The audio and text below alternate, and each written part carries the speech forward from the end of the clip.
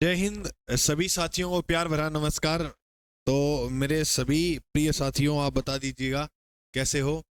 हम जो पढ़ रहे थे वो स्टैटिक जीके के महत्वपूर्ण 20%, और उसकी सीरीज अपनी बहुत बढ़िया चल रही है। इसी प्रकार अपना प्यार जो है अब वो बढ़ाए रखना। देखो मेरे दोस्त, आज जो हम बात करेंगे उसी प्रकार आगे प्रश्नों की। तो आज जो अपनी क्लास है वो बहुत प्यारी रहने वाली है, और आप जैसे प्यारे लोग जुड़े हो तो और फर्स्ट क्लास क्लास जो है वो हो जाएगी अपनी। ठीक है, आज की क्लास का पहला प्रश्न आपकी स्क्रीन के सामने आ चुका है।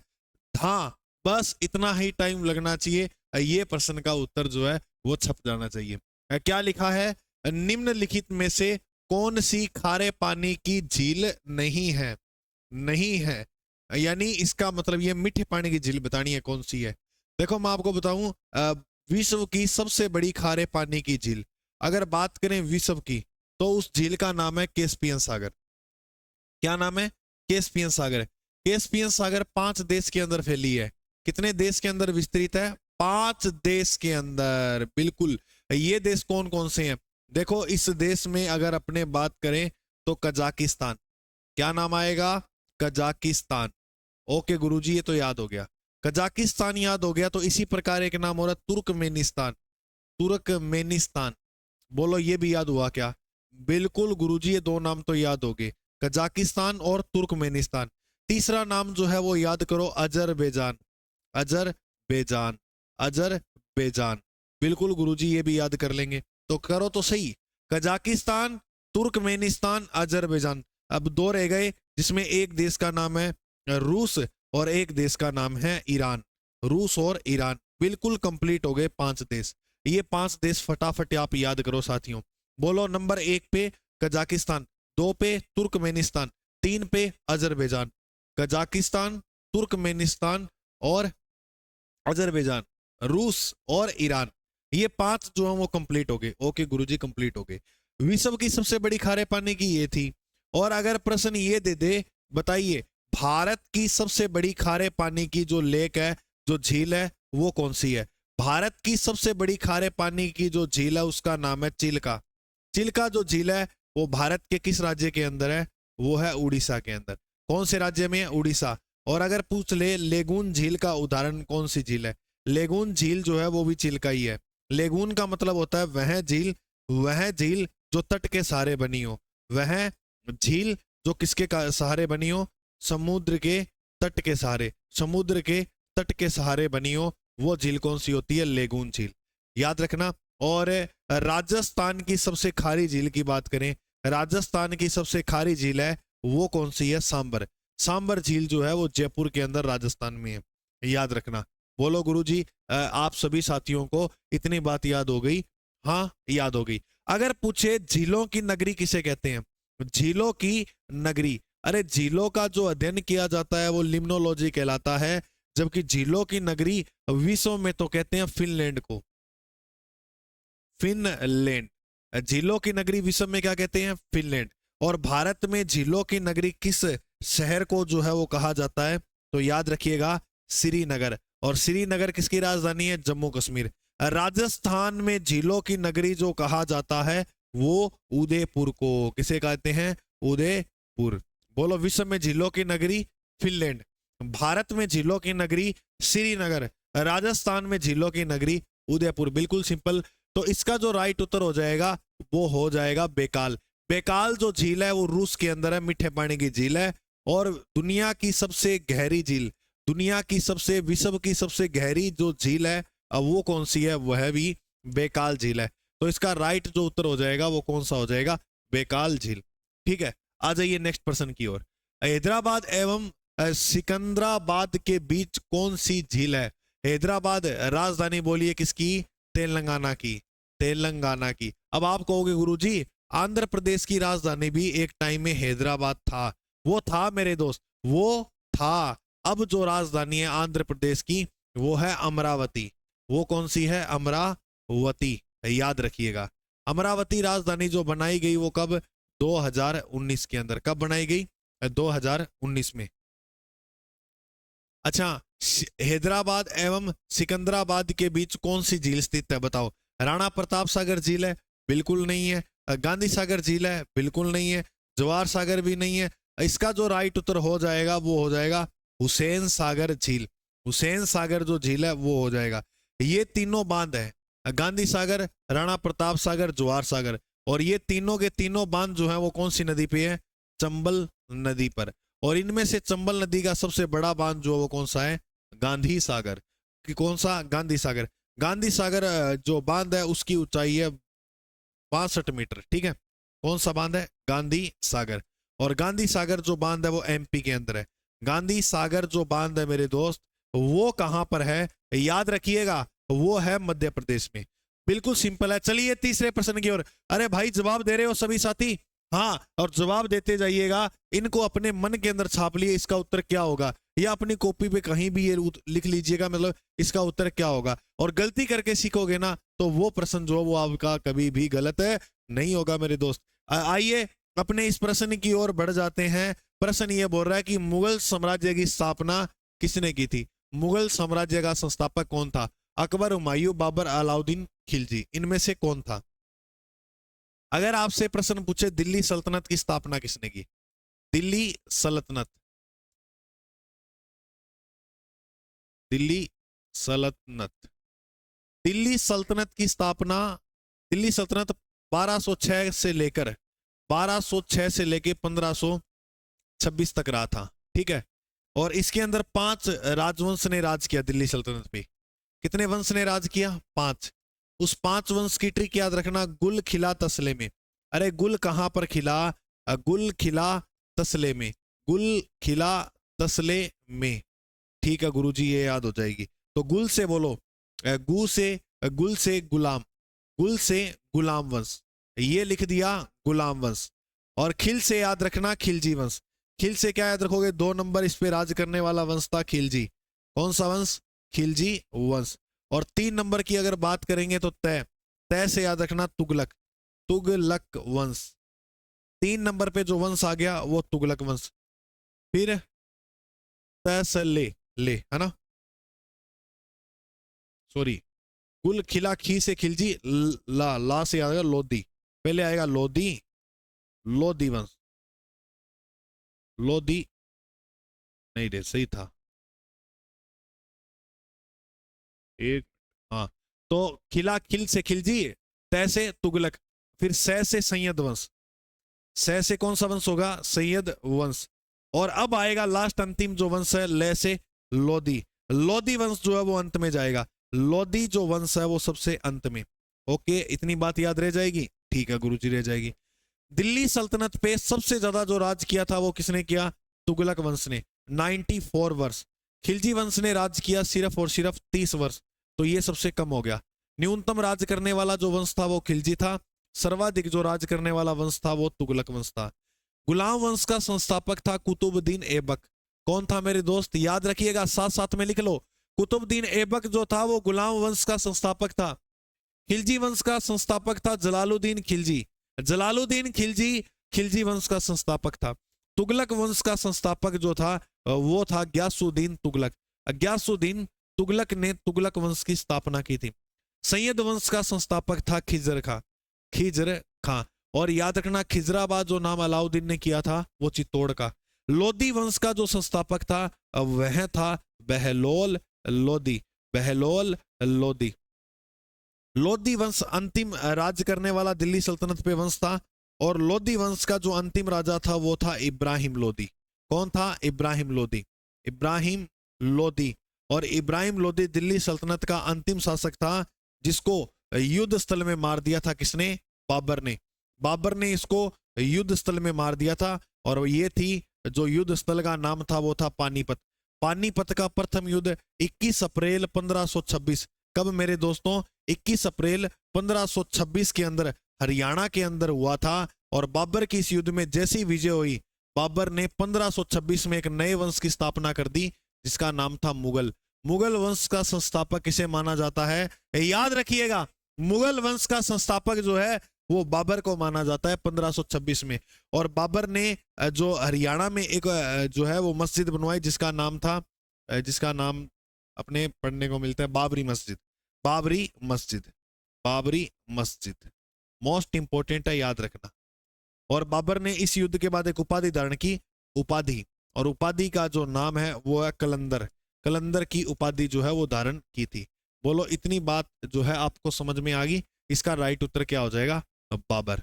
चलिए नेक्स्ट पर्सन की ओर। नेक्स्ट पर्सन 4 नंबर आ गया है स्क्रीन पे। निम्नलिखित में से कौन वायसराय बर्मा युद्ध से संबंधित है? बर्मा युद्ध से संबंधित जो वायसराय हैं इनका नाम नोट कर लेना मेरे भाई। लॉर्ड डलहौजी और डफरिन। लॉर्ड डलहौजी और डफरिन ये दोनों ही संबंधित है। आपने नाम सुना होगा लॉर्ड डलहौजी का। लॉर्ड डलहौजी जो है इनके समय ही भारत में सबसे पहले रेल चली थी।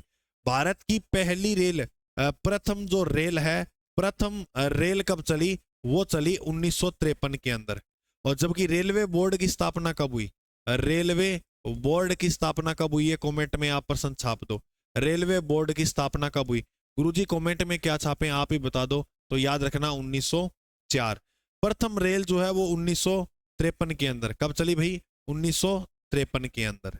ठीक है गुरुजी, मान लेते हैं चली। मान क्या लेते? चली थी थाने से मुंबई। थाने से मुंबई, थाने से मुंबई जो है वो प्रथम रेल चली थी महाराष्ट्र के अंदर। किसके काल में? लॉर्ड डलहौजी के काल में। लॉर्ड डलहौजी ने ही गोद निषेध प्रथा शुरू की थी। गोद निषेध जो प्रथा शुरू की, गोद निषेध प्रथा जो है, अब बताइए वो किसने शुरू की? गोद निषेध प्रथा जो शुरू की थी वो लॉर्ड डलहौजी ने। गोद निषेध को मतलब क्या हुआ गुरुजी? गोद निषेध का मतलब होता है कोई भी राजा अगर युद्ध में मारा जाता है तो उसकी रानी गोद लेकर पुत्र जो है वो आगे वंश नहीं चला सकती, उसका मतलब होता है। लेकिन एक रियासत ऐसी थी जिसने ये काम कर दिया था, जिसका नाम था सतारा। सतारा रियासत कहां पड़ती है? महाराष्ट्र में। गोद निषेध के तहत हड़पे जाने वाली पहली रियासत कौन थी? सतारा। सतारा को कब हड़पा गया? 1848 के अंदर। 1848 में, याद रखना। ये प्रथम रेल 1853 में चली थी दोस्त। ठीक है, 1853 में, याद रखना। 1900 नहीं, 1853 में। ओके, ठीक है। हाँ, तो मैं एक आप बात और कह रहा था, और इसी के काल में 1854 में भारत की पहली सूती वस्त्र मिल सफल मुंबई के अंदर जो स्थापित हुई थी, ये बात याद रखनी है। गोद निषेध के तहत हड़पे जाने वाली पहली रियासत कौन सी थी? सतारा। सतारा कहां पड़ती है? महाराष्ट्र में। अरे अगर 1857 की क्रांति के महत्वपूर्ण प्रश्न आए, 1857 जो का विद्रोह हुआ था उसमें महत्वपूर्ण प्रश्न आए क्या? कि सतारा से विद्रोह का, सतारा का जो नेतृत्व कर रहा था वो कौन कर रहा था? सतारा का नेतृत्व कौन कर रहा था? कानपुर का नेतृत्व कौन कर रहा था? और झांसी का नेतृत्व कौन कर रहा था? है ना? ये अगर प्रश्न आते हैं तो इसका उत्तर क्या करोगे आप? सुनो, सतारा का जो नेतृत्व कर रहा था, सतारा, सतारा होता है, सतारा, सतारा, रंगोजी बापूजी। रंगोजी बापूजी, रंगोजी बापूजी। कान हमेशा नाना, कान जो है वो नाना के आगे पकड़ेंगे, तो कान में था, कानपुर में था नाना साहब। नाना साहब, नाना साहब कहाँ थे? कानपुर के अंदर। और झांसी में थी रानी लक्ष्मीबाई। रानी लक्ष्मीबाई जो थी वो कहां पर थी? झांसी के अंदर। मेरे दोस्त याद रखना, सतारा के अंदर जो नेतृत्व किया था क्रांति का वो रंगोजी बापूजी ने। कानपुर में कान नाना साहब, अरे कान बोलो नाना साहब, कानपुर नाना साहब, कानपुर नाना साहब। और झांसी में जो नेतृत्व किया वो लक्ष्मीबाई ने। याद रखना, प्रथम रेल 1853 में थाने से मुंबई। और भारत में सर्वाधिक जनसंख्या वाला जिला, अरे सर्वाधिक जनसंख्या वाला जो जिला है, जनसंख्या वाला जो जिला है वो कौन सा है? ठाणे। और ठाणे कहां पड़ता है? मुंबई के अंदर। बिल्कुल। चलिए नेक्स्ट पर्सन की ओर। जैन तीर्थंकर, बिल्कुल जैन धर्म में तीर्थंकर हुए थे टोटल 24। कितने हुए थे? 24। ये तो मान लेते हैं।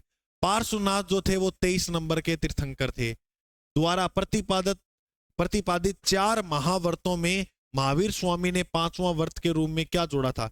4 जो दिए थे वो दिए थे पार्श्वनाथ ने, 5वां महावीर स्वामी ने, और अंतिम जो तीर्थंकर थे 24 नंबर के, है ना, वो कौन थे? महावीर स्वामी। गुरुजी प्रथम कौन थे जिन्हें जैन धर्म के संस्थापक कहा जाता है? वो थे ऋषभ देव जी। वो कौन थे? ऋषभ देव जी। और इन्हें आदिनाथ के नाम से भी जानते हैं। किसके नाम से जाना जाता है? आदिनाथ, याद रखना। अच्छा, जो महावीर स्वामी ने 5वां व्रत दिया वो दिया ब्रह्मचर्य। कौन सा भाई? ब्रह्मचर्य के रूप में। याद रखिएगा ये प्रश्न, बिल्कुल याद रह जाएगा ना दोस्त।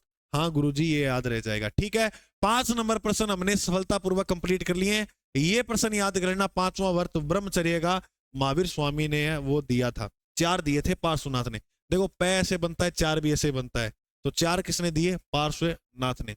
निम्न में से सुमेलित नहीं है। प्रथम, अच्छा टाइम ही पूछेगा। प्रथम पंचवर्षीय योजना 51 से 56 बिल्कुल सही है। द्वितीय पंचवर्षीय योजना 56 से 61 बिल्कुल सही है।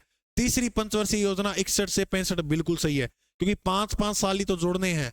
और चौथी पंचवर्षीय योजना 66 से 71, इसमें 5 तो जोड़े हैं लेकिन ये थोड़ा गलत है, तो इसका राइट उत्तर इसमें असुमेलित ही छाटना है, तो ये हो जाएगा। मैं आपको 5 जो है पंचवर्षीय योजना लिखाता हूं। देखो पहली, दूसरी, तीसरी, चौथी, पांचवी कंप्लीट ही लिख लेते हैं चलो। छठी, सातवीं, फिर 8वीं, 9वीं, 10वीं, 11वीं और 12वीं, ये थी पंचवर्षीय योजना। कितनी थी? 12। पंचवर्षीय योजना की शुरुआत कब हुई? पंचवर्षीय योजना की शुरुआत होती है मेरे दोस्त 1951 में। कब हुई? 1951 में। और इनका जो समापन होता है वो 2017 के अंदर। कब हुआ? 2017 के अंदर। ये अंतिम थी। ठीक है, एक बात और बता दूं, 5 साल के अंदर जो है वो लाई जाएगी। किसके शुरुआत जो की थी वो किसने मतलब इसका जो रूपरेखा है वो तैयार किया था? तो रूपरेखा तैयार की थी योजना आयोग ने। और योजना आयोग की स्थापना होती है 1950 में। योजना आयोग की स्थापना कब हुई? 1950 से। एक तो प्रश्न ये याद रखना। राष्ट्रीय विकास परिषद की स्थापना कब हुई?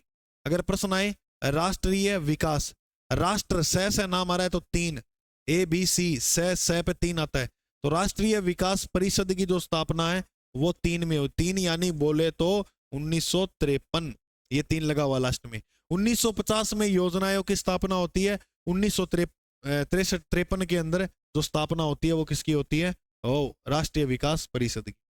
अब बोलो पहला टाइम पीरियड 1951, 5 जोड़ो 56, बिल्कुल सिंपल।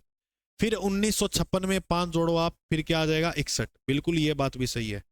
फिर 61 में 5 जोड़ेंगे तो क्या आएगा? 66। यहां 3 तक तो मामला सही है। फिर आप 3 मतलब 3 पढ़ने के बाद 3 जोड़ो 66 में, 3 जोड़ेंगे तो कितना? 1969। 69 में 5 जोड़ोगे तो आपका आएगा 1974। ठीक है, फिर 1974 में, बस याद यही रखना है, मोस्ट इंपोर्टेंट है। ये 4 वर्ष ही चली थी। कितने वर्ष? 4 वर्ष। कौन सी पंचवर्षीय योजना है जिसका कार्यकाल पूरा नहीं था? 5वीं पंचवर्षीय योजना, वो 4 वर्ष ही चली थी।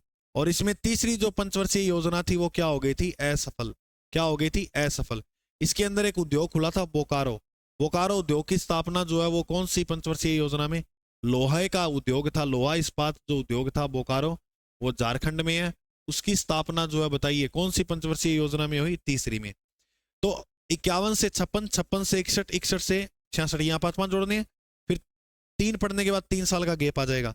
1969 से 74, 74 से 78, कितनी पढ़ी अब? गुरुजी 2 पढ़ ली। अब प्लस 2 साल का गैप लेके आओ। 78 में 2 यानी 80, तो 80 से 85, 80 से 85 और 85 से 90, 85 से 90 कितनी पढ़ ली? 2। फिर 2 साल का गैप लेकर आओ। अब ये कंटिन्यू चलेगी। कितना भाई? 92। 1992 से 5-5 जोड़ते चलना। 97 और 1997 से 2002, 2002 से 2007 और 2007 से 2012 और 2012 से 2017। मैंने कहा था ना अंतिम योजना कहां समाप्त होगी? 17 पे। ये आ गया पॉइंट। बिल्कुल सिंपल है। क्लास कैसी लग रही है मेरे भाई? आप सभी साथी जो है वो कमेंट जरूर कर दिया करें क्लास के बाद। और चैनल पर नए हो तो जरूर सब्सक्राइब कर लिए।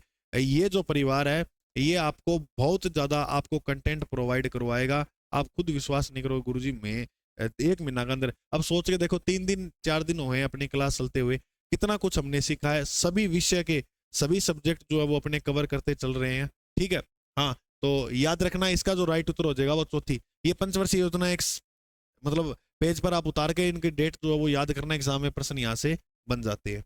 चलो, गंगा और ब्रह्मपुत्र संयुक्त जलधारा किस नाम से जानी जाती है? देखो इधर से गंगा की जलधारा आई, ऊपर से ब्रह्मपुत्र की जलधारा आई।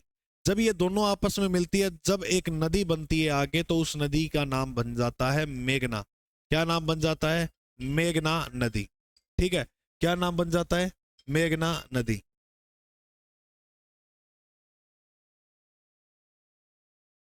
अच्छा तो याद रखना इसका ऑप्शन जो हो जाएगा वो सी नंबर, तो इसका जो राइट उत्तर हो जाएगा वो हो जाएगा मेघना। बिल्कुल बात समझ में आई? हाँ जी सर। अरे जमुना बांग्लादेश में, कहां पर? बांग्लादेश। अब बांग्लादेश में ब्रह्मपुत्र नदी का नाम ही क्या होता है? जमुना। सांगपो, अरे चीन के अंदर, कहां पर? तिब्बत या चीन में, तिब्बत या चीन में, याद रखिएगा, तिब्बत या चीन में ब्रह्मपुत्र नदी का जो नाम है वो क्या हो जाता है? वो हो जाता है सांगपो। चलो नेक्स्ट प्रश्न की ओर बढ़ जाते हैं। अच्छा, एक कल प्रश्न था ये, इसमें अपना जो उत्तर था मैंने वो आपको बीवी गिरी बता दिया था, यानी 2 बार मतगणना हुई, वो हुई थी बीवी गिरी के समय। ये बात तो सही है, लेकिन प्रश्न जो था वो ये था, वो जल्दबाजी में ए पे टिक किया गया बताता बताता। भारत का राष्ट्रपति बनने से पहले भारत रत्न जो दिया गया था वो दिया गया था डॉक्टर एस राधाकृष्णन, जो मैंने बताया था ना, सर्वपल्ली राधाकृष्णन, क्योंकि इसे जो मिला वो 1954 के अंदर भारत रत्न मिला था, और ये जो राष्ट्रपति बनते हैं वो बनते हैं 1962 के अंदर। ठीक है, ये थोड़ी सी कहानी है, वो आपको याद रखनी है। चलो नेक्स्ट प्रश्न की ओर।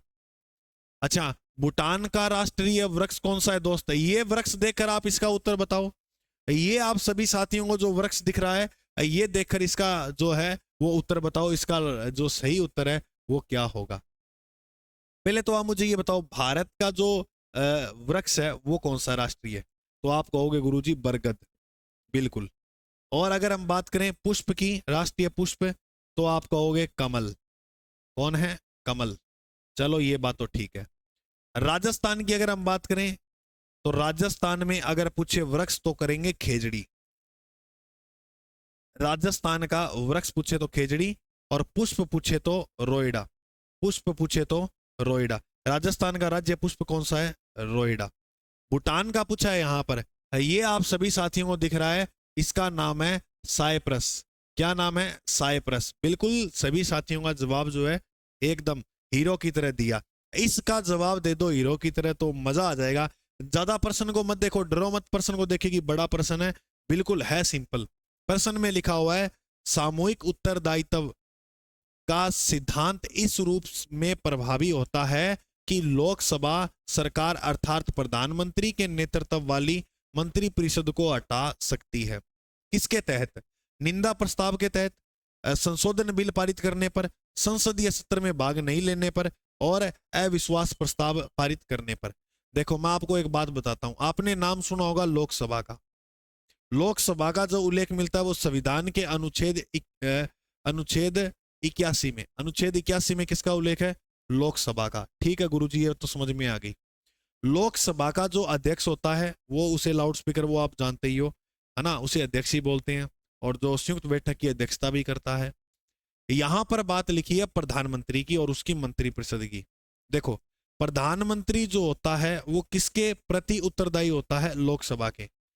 जब तक लोकसभा में बहुमत प्राप्त है तब तक ये पद पर बना रहेगा, वरना अगर जैसे प्रधानमंत्री पद से हटता है तो इसकी मंत्रिपरिषद भी, इसकी मंत्रिपरिषद जो है वो भी साथ में जाएगी। ठीक है। अच्छा, वो किस हिसाब से? यानी अगर ये संविधान का उल्लंघन करे और मतलब ऐसे पाए जाएं कि इन्होंने जो है वो यहाँ पर मतलब इनकी सरकार गिरती है लोकसभा के अंदर, जैसे मान लो वर्तमान में जो भी मंत्रिपरिषद है, जैसे लोकसभा में ज्यादा किसके मिलेंगे आपको मंत्रिपरिषद? बीजेपी के मिलेंगे, क्योंकि सरकार किसकी है? बीजेपी की है, इसलिए। तो लोकसभा बहुमत दल का नेता होता है प्रधानमंत्री। अब यहां पर अविश्वास प्रस्ताव पारित कर दिया जाए और उसके तहत मंत्रिपरिषद को हटा दिया जाए, तो पूरी समस्त मंत्रिपरिषद को जो है वो क्या देना पड़ेगा? त्याग पत्र देना पड़ेगा। ये मोस्ट इंपोर्टेंट है, बात याद रखना। ठीक है, ये मोस्ट इंपोर्टेंट है। समझ में आ गई के ना? ही तो एक बार और देखो, मान लो कोई मान लो विपक्ष ने, किसी ने भी लोकसभा के अंदर अविश्वास प्रस्ताव पारित कर दिया, किसके प्रति? मंत्रिपरिषद। मंत्रिपरिषद में प्रधानमंत्री भी आएगा। ठीक है, मंत्रिपरिषद के प्रति इन्होंने अविश्वास प्रस्ताव पारित कर दिया कि इनको हटाना है, और वो स्वीकार हो गया, तो पूरी की पूरी मंत्रिपरिषद पद से हट जाएगी। ये बात है, ठीक है, याद रखना। निम्नलिखित में से कौन सा राज्य विधानमंडल द्वारा पारित धन अथवा वित्त विधेयक को भारत में वित्तीय आपातकाल के दौरान सुरक्षित रखने का निर्देश दे सकता है? देखो मैं आपको एक बात बताऊं, अब बात आए आपात की, इसकी बात है आपात की। आपातकाल के अंदर क्या होता है कि सभी शक्तियां जो होती हैं वो भारत के राष्ट्रपति के पास चली जाती हैं। सभी शक्तियां किसके पास चली जाती हैं? तो भारत के राष्ट्रपति के पास। तो लगभग जो कार्य करेगा वो कौन करेगा? भारत का राष्ट्रपति। और भारत में जो बजट पेश करता है, बजट बजट जो रखता है वो वित्त मंत्री। किसके कहने पर? प्रधानमंत्री। प्रधानमंत्री के कहने पर वित्त मंत्री बजट जो है वो रखता है। मोस्ट इंपोर्टेंट प्रश्न है, याद रखना। चलो नेक्स्ट प्रश्न। अच्छा, नेक्स्ट ये है कि जीडी का कोर्स कई साथी पूछ रहे थे। एसएससी जीडी का प्रयास बेस 2024 जो है वो चल रहा है। पूरा कंप्लीट जो कोर्स है वो ऑफलाइन रिकॉर्डेड है, 499 रुपए में, ठीक है। और स्टैटिक जीके का जो साथी लेना चाहते हैं सिर्फ स्टैटिक जीके का, वो 199 का है। और ये जो है वो विजन इंस्टीट्यूट ऐप के ऊपर जो है कोर्स मिल जाएगा। अदर जानकारी के लिए आप इन नंबरों पे संपर्क कर सकते हो। चलो नेक्स्ट प्रश्न के ऊपर।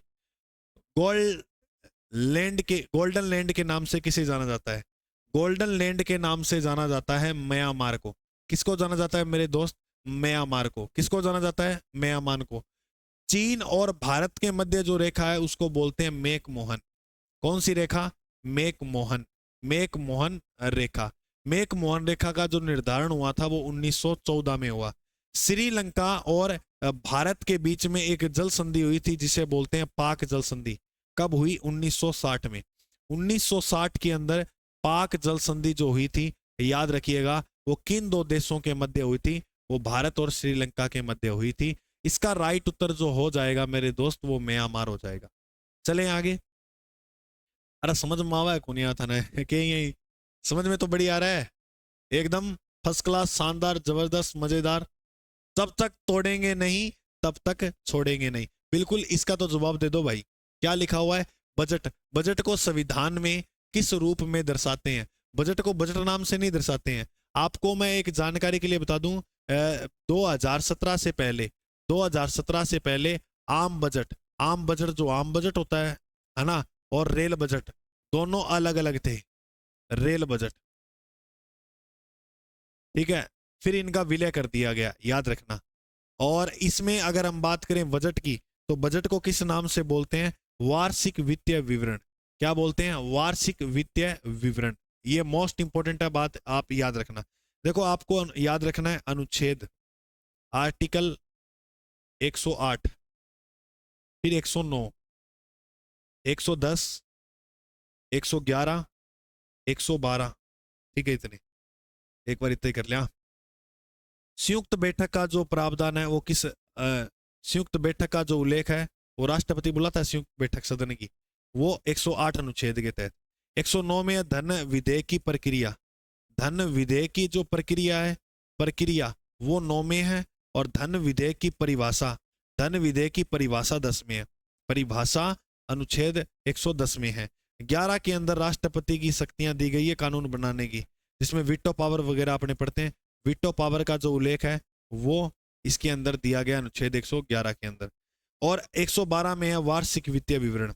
वार्षिक वित्तीय विवरण यानी वर्ष भर का जो वित्तीय विवरण है वो दिया गया है। तो वार्षिक वित्तीय विवरण का मतलब है बजट। बजट जो है वो किस आर्टिकल के अंदर है?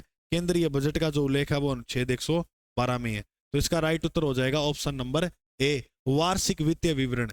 बजट को क्या बोलते हैं? वार्षिक वित्तीय विवरण। और संविधान के कौन से अनुच्छेद में? 112, याद रखना मेरे भाई, ठीक है। चलिए नेक्स्ट प्रश्न की ओर। भारतीय संविधान के किस अनुच्छेद के अंतर्गत युद्ध या बाह्य आक्रमण या सशस्त्र विद्रोह के आधार पर आपातकाल घोषित किया जा सकता है? बाह्य आक्रमण जब हो जाए इसके अंदर राष्ट्रीय आपात जो है वो लगता है। कैसा आपात लगता है? राष्ट्रीय आपात। अब ये बताओ कि राष्ट्रीय आपात का उल्लेख किस अनुच्छेद में है? तो दोस्तों राष्ट्रीय आपात एक लगता है, एक राष्ट्रपति शासन लगता है, राष्ट्रपति शासन, और एक लगता है वित्तीय आपात। एक क्या लगता है? वित्तीय आपात। इनमें से फटाफट आप उत्तर बताओ क्या क्या होंगे इसके।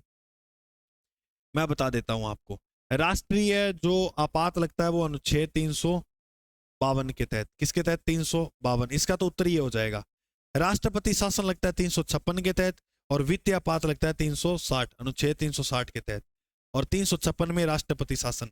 अगर प्रश्न पूछा जाए कि सर्वप्रथम जो राष्ट्रपति शासन लगा था वो कहां लगा, तो याद रखना वो पेप्सू एक्ट पढ़ते हैं ना पंजाब में, तो पंजाब के अंदर लगा था 1951 के अंदर, 1951 में। और अगर प्रश्न पूछेगी प्रथम तो यहां लगा, चलो कोई बात नहीं, सर्वाधिक बार कहां पर लगा है, तो सर्वाधिक बार याद रखना वो मणिपुर में लगा है। कि कहां पर लगा है, मणिपुर में। ये 10 लिखा होना है तो 10 बार, 10 बार, ठीक है। ये प्रश्न आप याद रखना। तो बिल्कुल सिंपल है। राष्ट्रीय आपात का उल्लेख अनुच्छेद 352 में, और राष्ट्रपति शासन अनुच्छेद 356, और वित्तीय आपात जो लगता है वो अनुच्छेद 360। याद रखना, प्रथम राष्ट्रपति शासन पंजाब में 1951 में लगा, और सर्वाधिक बार मणिपुर में लगा है। कितनी बार, 10 बार। तो सर्वाधिक बार राष्ट्रपति शासन कहां लगा है, मणिपुर में 10 बार, ठीक है। किस भारतीय राज्य की सीमा सर्वाधिक राज्यों के साथ लगती है, बताओ। अच्छा इतना मैं बता देता हूं, 8 राज्यों से लगती है। कितने राज्यों से लगती है, 8 राज्यों के साथ।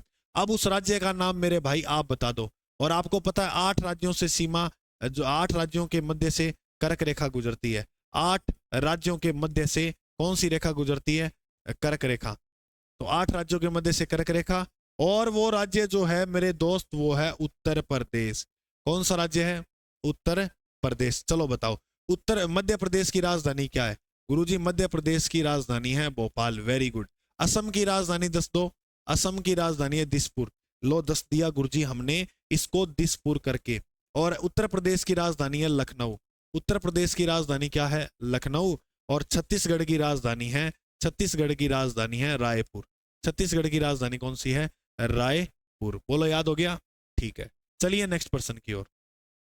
निम्नलिखित में से कौन ओडिशा की नृत्यांगना नहीं है, संयुक्ता पाणिग्रही ये तो है भाई, सोनल मानसिंह भी है, और माधवी मुदगल भी है, लेकिन लेकिन यामिनी कृष्ण मूर्ति नहीं है। यामिनी कृष्ण मूर्ति नहीं है। ये प्रश्न भी आपको याद रखना है। ओडिशा की जो राजधानी है वो है भुवनेश्वरम।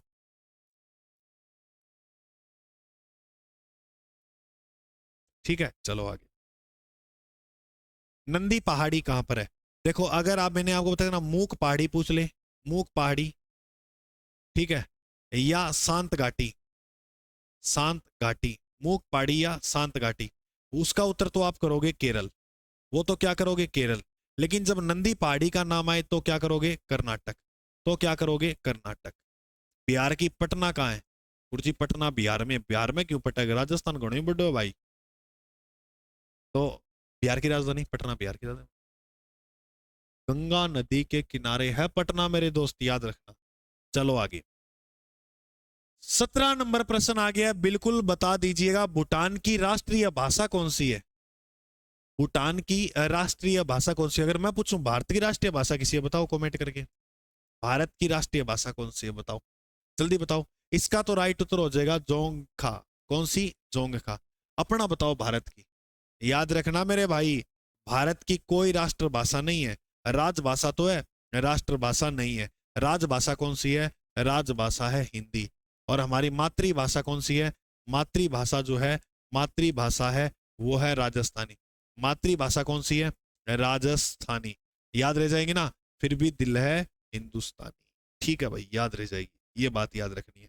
भारत, वर्तमान भारत में संविधान के अंदर कितनी भाषाओं का उल्लेख है, ये बात याद रखना, 22 भाषाओं का। और ये 22 भाषाओं का जो उल्लेख है वो अनुसूची में कौन सी में, अनुसूची में 8 के अंदर, 8वीं अनुसूची में। बंगाल का प्रसिद्ध कोसीजूरा केस किसके शासन काल में घटित हुआ था। उस समय वायसराय कौन थे, बताओ आप फटाफट कमेंट करके बताओ कि बंगाल को जब वो कोसीजूरा केस हो बी टाइम वायसराय कौन हो। बिल्कुल बिल्कुल बिल्कुल बताएंगे बताएंगे। इसका जो राइट उत्तर है वो हो जाएगा ऑप्शन नंबर ए। क्या हो जाएगा, option number A, Warren Hastings. Warren Hastings. बोलो याद हो जाएगा। अरे याद करना पड़ेगा, नहीं होएगा, 1-2 बार देख लो क्लास को। 1-2 बार किया मतलब, एक बार अब देख ली, एक बार और जब आपको कभी टाइम मिलता है खाना खाते वक्त इसको चला लो। ये ऑब्जेक्टिव पर्सन बहुत महत्वपूर्ण है। मैं तो ये कहता हूं कि आप इस क्लास के लिए पूरे दिन भर में एक ही स्पीड करके देखो तो मैं तो ये कहूँगा, देखो स्पीड तो आगे इतना तेज मैं पढ़ा रहा हूँ तुम्हें, और इतना जल्दी करके देखोगे तो आपको क्या याद होगा। चलो 2-3 बार क्लास देखी हुई फिर तो चलो मानेगी रिवीजन कर रहा है, स्पीड करके देख रहा है। तो एक तो ये बात छोड़ दो, आप स्पीड करने वाली, मिनट में स्पीड कर लेते हो। इतना मतलब कितना विद्वान हो गए अपने कि स्पीड करके सारी चीजें याद कर लेंगे, नहीं होंगी मेरे भाई इतना कितना। तो अब पढ़ने के उद्देश्य से आए और पढ़ ही रहे हैं, और काम है क्या, पढ़ना ही है। मतलब अब पढ़ ही रहे हैं इस उम्र में, बिल्कुल पढ़ रहे हैं। तो पढ़ाई के अलावा कोई काम नहीं है तो सिर्फ पढ़ो। और इसको पूरी कंटिन्यू मैं तो कहता हूँ 1-2 बार और देख लो अगर आपको टाइम मिलता है पूरे दिन में। अगर कहीं और जगह बैठे उस जगह, समझ रहे हो, तो वहां वो काम होता रहेगा और उस समय भी यहाँ ले गए हाथ में फोन पड़ता रहे करो। बाबड़ो, समझ में आ बात? हाँ, चलो आगे। अब विश्व में सर्वाधिक जागृत ज्वालामुखी कहाँ है? जागृत ज्वालामुखी की अगर हम बात करें तो वो है प्रशांत महासागर में। कहां पर? प्रशांत के आसपास आपको देखने को मिलेगी। विश्व का सबसे गहरा महासागर कौन सा है? ये प्रशांत महासागर है। सबसे बड़ा क्षेत्रफल की दृष्टि से कौन सा है? तो भी प्रशांत महासागर ही का नाम आएगा। चलिए 20 नंबर प्रश्न, 20 नंबर प्रश्न की अगर हम बात करें तो 20 नंबर प्रश्न, अच्छा, जीडी की टेस्ट सीरीज जो है वो मात्र 99 में 10 टॉपिक वाइज है, 5 टेस्ट मेगा है। देखो टेस्ट सीरीज तो टेस्ट सीरीज ही होती है।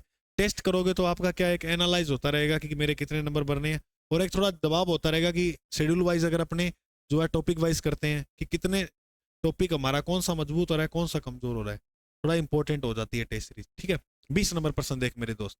20 नंबर प्रश्न है, निम्नलिखित में से किस पर्वत श्रृंखला का सह्याद्री के नाम से जाना जाता है? तो कौन सी पर्वत श्रृंखला है जिसको सह्याद्री के नाम से जाना जाता है? सतपुड़ा पर्वत की सबसे ऊंची चोटी का नाम है महादेव। कौन सी? महादेव पहाड़ी।